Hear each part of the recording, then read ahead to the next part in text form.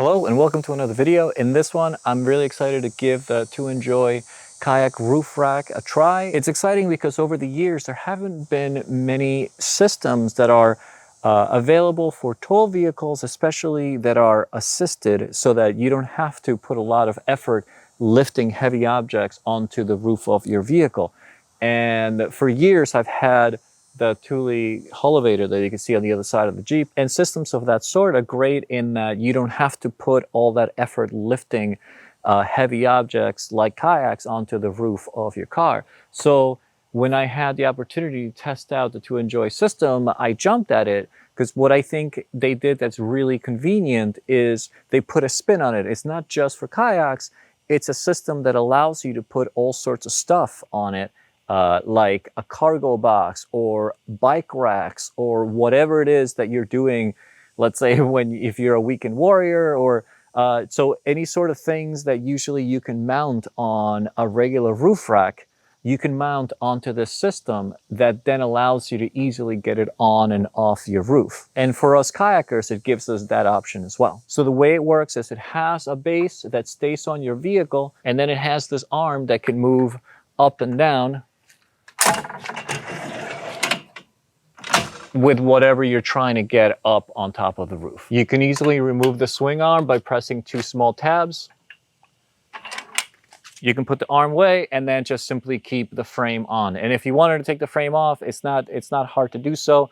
There's only, depending on what system you have on your car, there's only a couple of bolts that you need to remove to take it off. It's straightforward and pretty easy. But when you're ready to go, you put the arm back in and slide it into place. Now, one thing I'll mention is it does come with padding that you can put in. For those that use plastic kayaks, I think that would be enough. I would probably add a little more padding regardless. For those that have composite or fiberglass kayaks, definitely I would add extra padding. This is just for the testing purposes. I put a bit of foam and then foam from another rack. Long term, I would look to cover these two arms with a bit more padding, just so that the fiberglass kayaks can sit comfortably there. They have these 2 feet here that are on this sliding track that you're able to move around and set them up depending on whatever the size of your kayak is.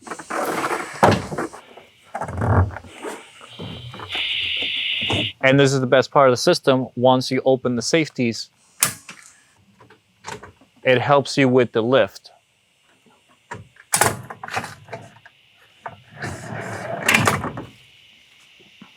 And there you go. To get it back down, you open up and it locks in place. As always, this is the time to add bow and stern lines. It's a lot easier to do it before you lift the kayak onto your roof.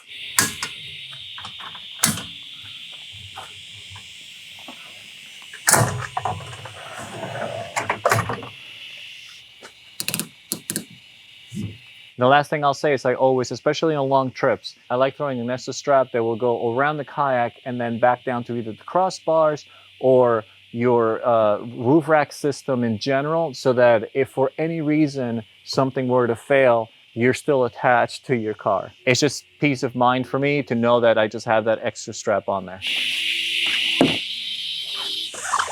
So in this case, I'm just going up and around the kayak, under the crossbar, back around, and then onto my roof rack system. And as I said, for short local rides, not as big a deal, but when I do longer trips, I always like doing that as an extra precaution. So my take on it, it's been useful, it's been easy to use, it's very easy to get the base on and off your system, depending on what you have, what types of crossbars, what type of setup you have. I have these old Yakima round bars, and so this attached just fine. Depending on what you have, there's lots of different ways to mount it onto your crossbars. If you had one of those newer ones that you have those T-slots and you can slide things in, it does come with T-slot mounts as well, so you can easily slide it in there and secure it that way. I like that they thought about flexibility in what you can do with it. Essentially, it's 2 crossbars because the top of these are the same as if you have the newer crossbars with T-slots.